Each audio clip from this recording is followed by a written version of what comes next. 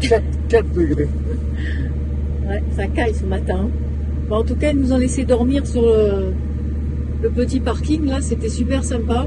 Bon, on n'a pas vu d'ours, mais le fait qu'on ne soit pas dérangé la nuit, c'est déjà une bonne chose, hein, parce qu'on est à 5 minutes, comme je le disais hier, on est à 5 minutes de l'entrée est du parc de Yellowstone, donc c'est quand même un bon plan. Oh, c'est bien. Allez, aujourd'hui, apparemment, il fait beau. Mon petit chéri, il a préparé tout ça bien consciencieusement. On devrait y rester 6 jours. On va se régaler. Nous voyageons depuis plusieurs années afin de découvrir notre belle terre. Alors, rejoignez-nous dans notre aventure avec le fuseau.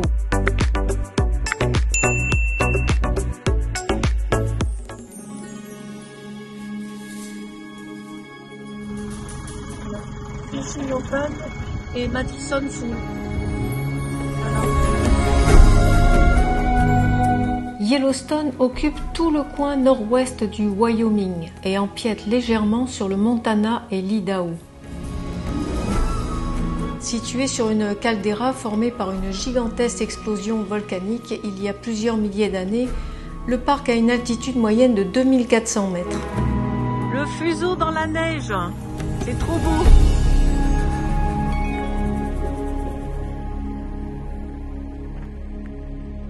Il y a un lac, mais il est complètement gelé.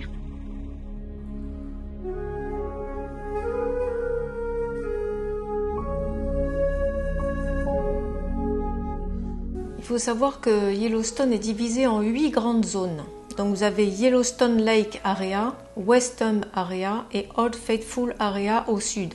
Ensuite, au centre, vous avez Madison Area, Norris Area et Grand Canyon of the Yellowstone Area. Au nord, Mammoth Hot Springs Area et Tower Roosevelt Area. Oh là là, voilà notre premier bison à Yellowstone.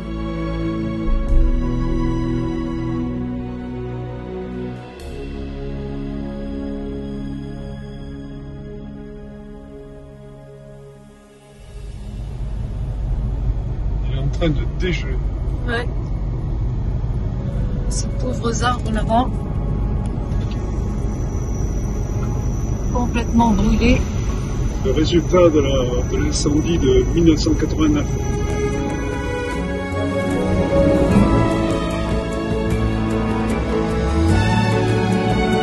Ici, la croûte terrestre est très fine, entre 3 et 5 km d'épaisseur, ce qui explique la présence de nombreux phénomènes géothermiques.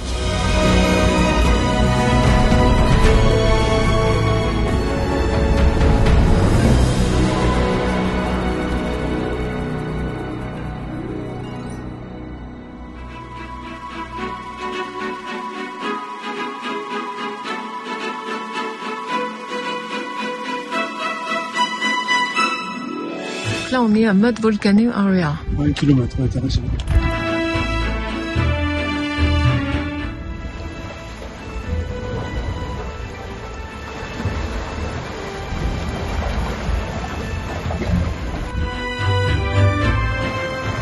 Voilà le Mud Volcano.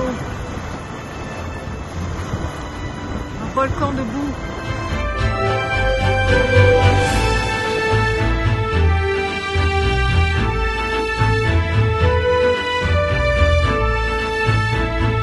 Alors vous savez comment on a réussi à trouver cet ours, parce que c'est pas évident, il était quand même assez loin. Et ben c'est grâce à toutes les voitures qui étaient garées sur le côté. Et quand on a vu tous les téléobjectifs, vraiment des très très gros téléobjectifs, on s'est dit oulala, mais il y a quelque chose.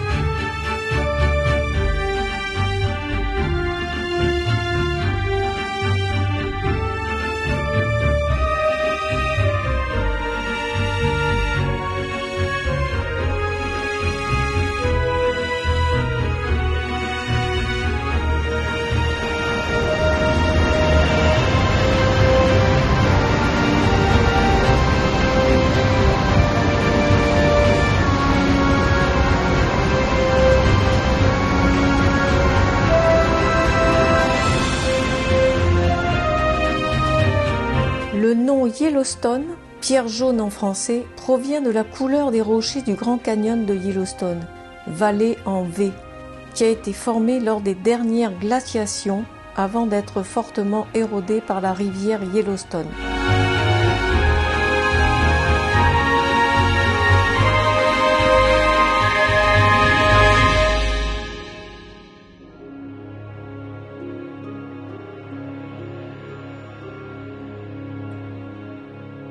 Voilà, donc on est ici et tout à l'heure on était là-bas.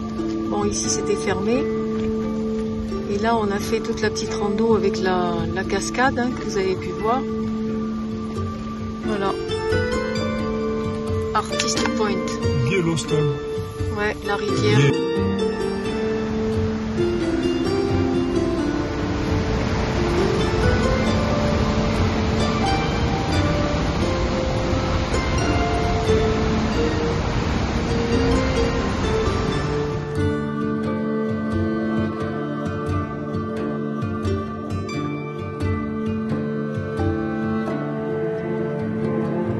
Incroyable le nombre de bisons qu'il y a à Yellowstone. J'aurais jamais cru en voir autant. Mais je ne m'en suis pas lassée parce que chaque image est différente et les paysages changent sans arrêt. Donc franchement, c'était que du bonheur.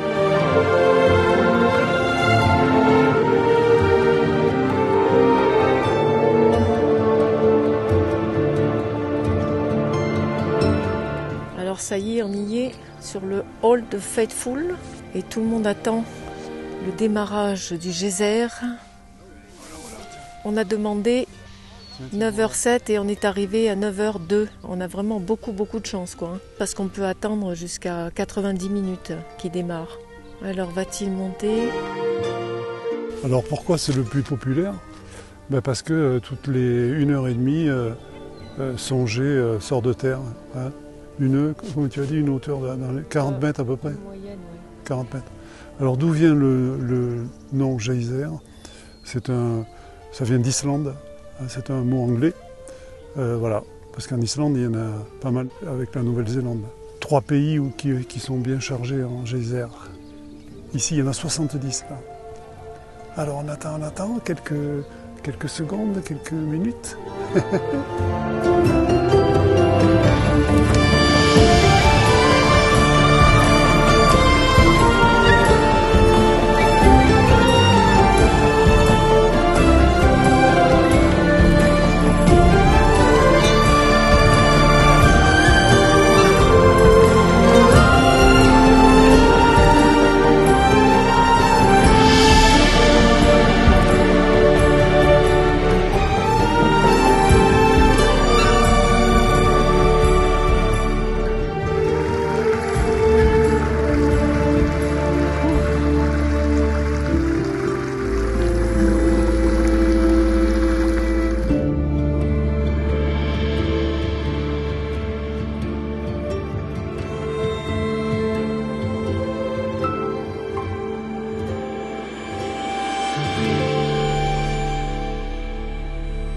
Là on a le Giant Geyser, mais qui monte à plus de 70 mètres, mais une fois dans l'année, donc je pense pas que ce soit maintenant. On comprend pourquoi avec toutes ces belles couleurs. Les chromatiques poules que vous avez vues juste avant sont reliées souterrainement. Et en plus petit, le Economic Geyser.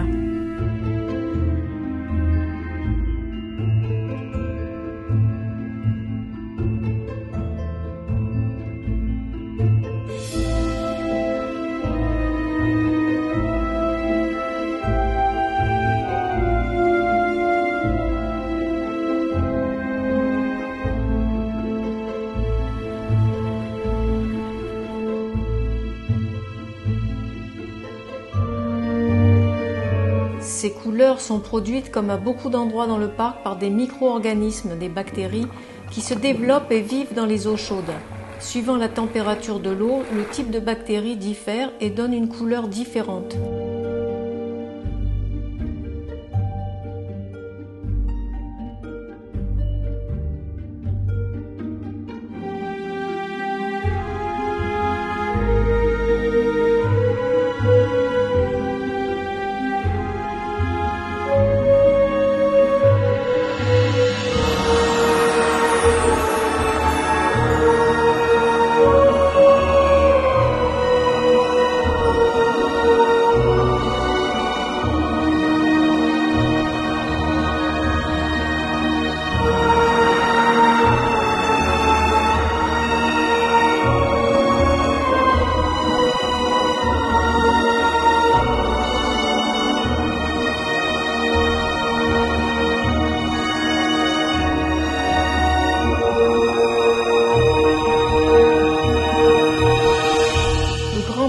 Arctic Spring, c'est la plus grande piscine naturelle du parc. Elle mesure 60 mètres de large par 100 mètres de long, pour une profondeur maximale de 37 mètres.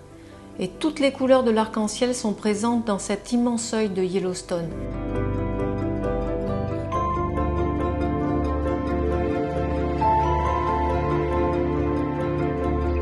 Bon, peut-être que vous n'aurez pas l'occasion de nous revoir. Ouais, parce qu'il y a des ours en activité et normalement le sentier est fermé.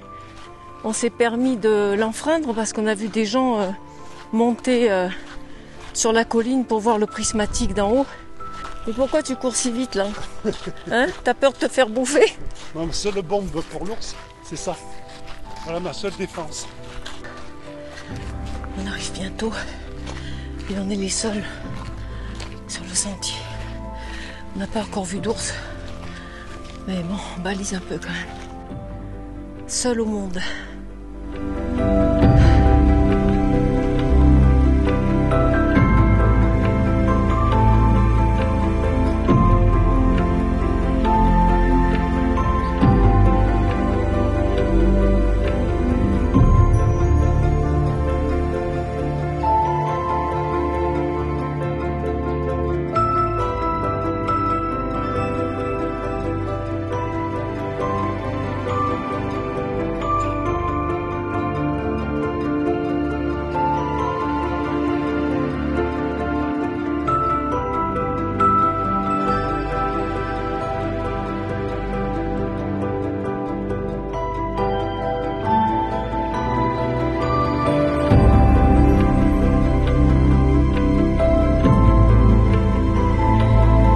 Là, on est parti pour Norris et Artist Artist. Point Pot. Donc des geysers, Ouais, des cascades voilà. et des animaux. Ah. Combien tu as au tableau de bord? Ah, ce matin, c'est 2 degrés. Ah, ça va. Alors que hier, on a eu -1, -2. L'avantage, c'est qu'il n'y a pas grand monde à cette période. Ça, c'est vrai. Mais à partir de début juin, tous les campings ouvrent. Et là, par contre, ça va arriver en nombre.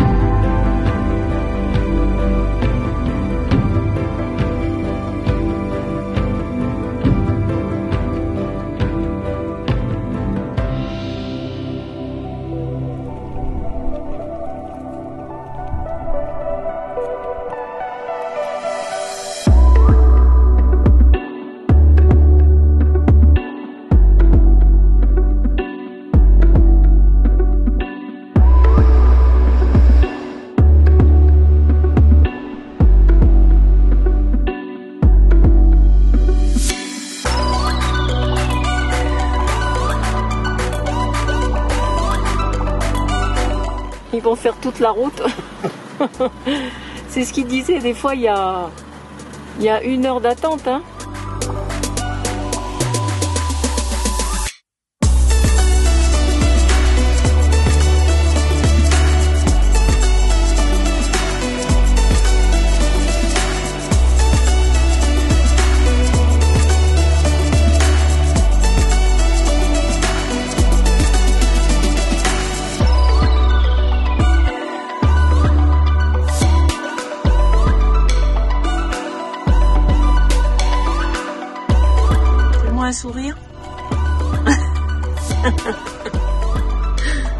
Et le petit bébé, là, trop mimi.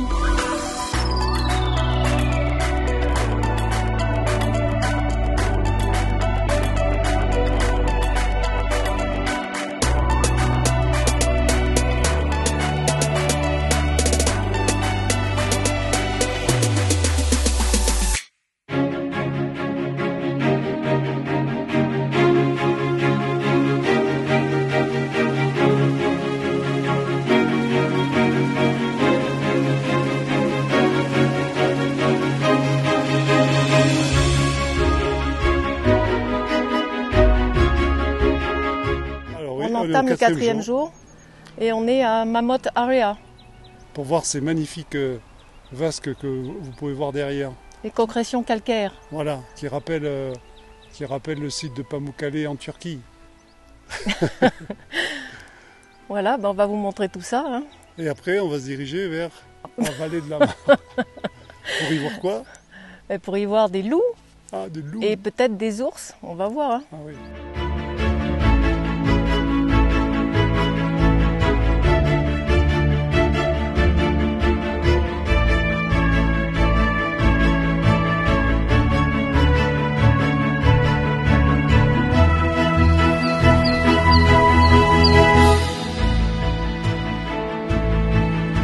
Et là, on peut voir en contrebas la ville de Mammoth.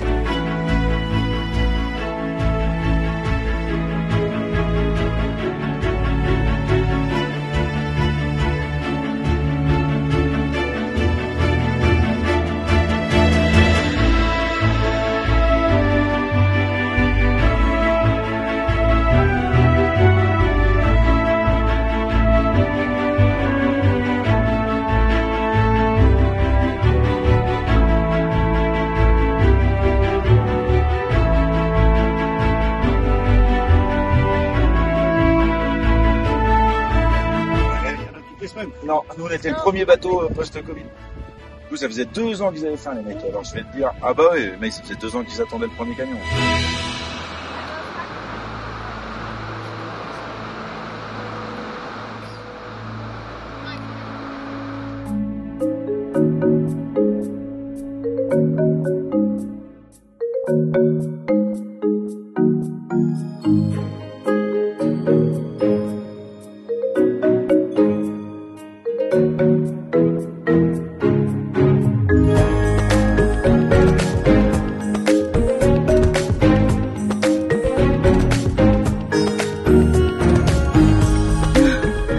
Il est trop beau, hein.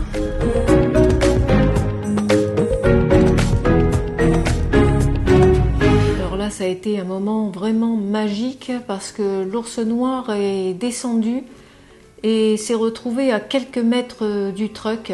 Et là, on aurait presque pu le toucher. Enfin, c'était magique.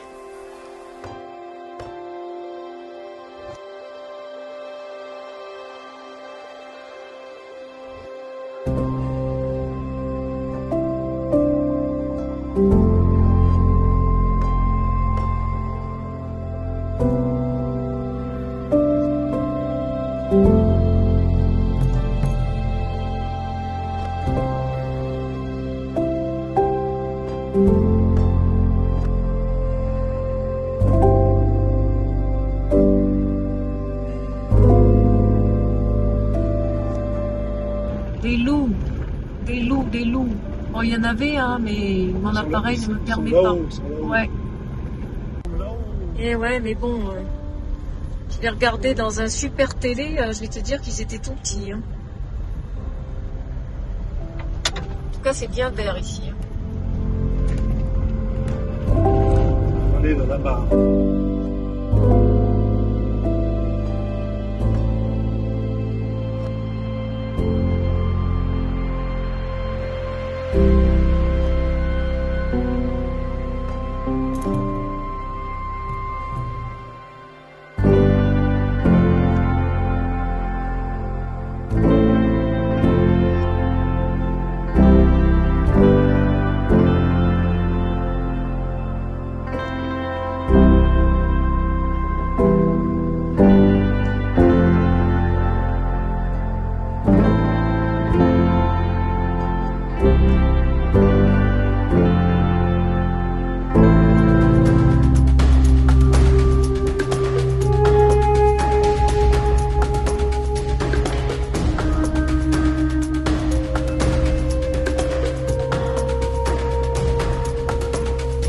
arrive à bien filmer. Ouais.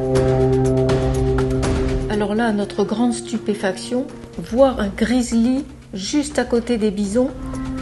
Mais alors c'était incroyable parce que en plus de ça, on voit le grizzly qui avance et le bison qui avance juste en parallèle. Alors j'ai l'impression qu'il est en train de lui faire barrage pour peut-être éviter d'aller voir les petits qu'il y a derrière.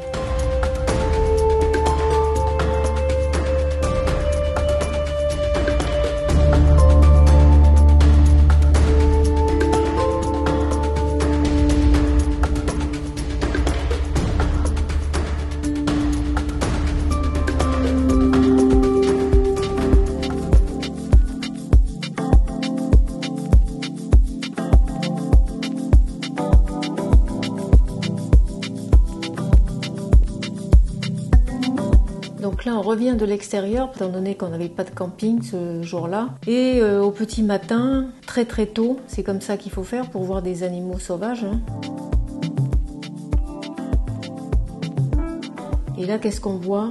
Un renard en train de chasser.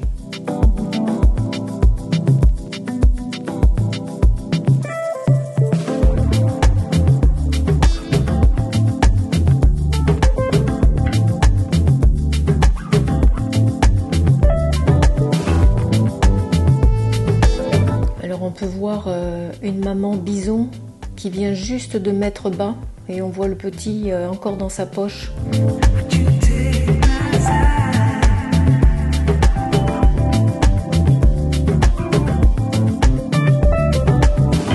Vous le voyez le loup?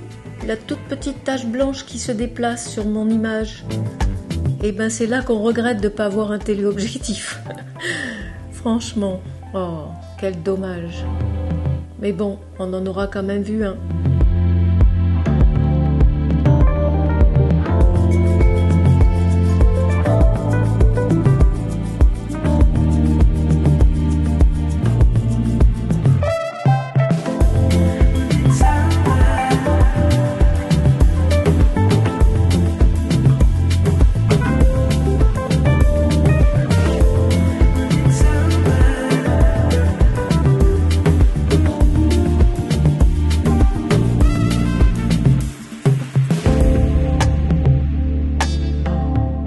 Bon là encore une fois, on va tomber sur une maman ours grizzly avec ses deux petits, mais tout simplement parce qu'on voit un attroupement de voitures et des téléobjectifs qui sont braqués sur l'ours.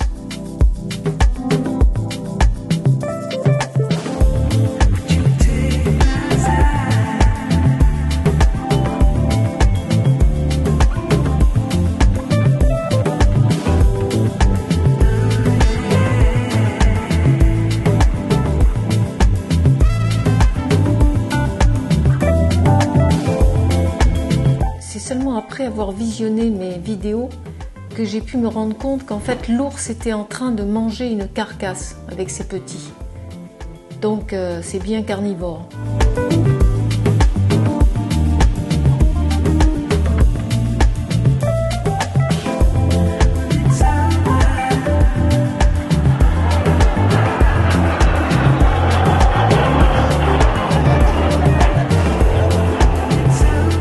Vous voyez la mère défendre ses petits parce qu'en fait il y a un avion à réaction qui est passé juste au-dessus.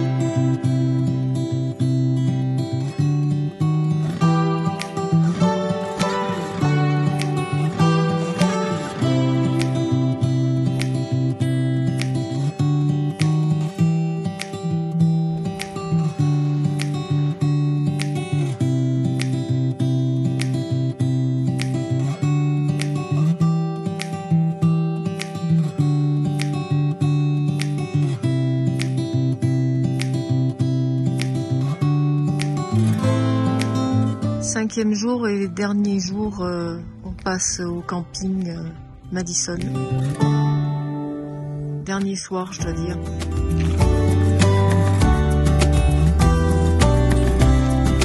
Alors ici, ils font beaucoup de feux, des grillades. Tout le monde sort, mais ils se mélangent pas trop quand même. Alors, chacun a sa table, son petit barbecue, hein, c'est ce qu'ils font tous. Et l'endroit où on doit mettre sa nourriture si on est dehors ou en tente pour éviter que les ours soient attirés en fait par la nourriture. Voilà, 6e jour, donc départ direction Seattle. Il y a quand même 14 heures et quelques de route. Par contre, il y a un passage là, je sais pas si vous voyez, mais c'est de la folie quoi. Voiture sur voiture qui rentre.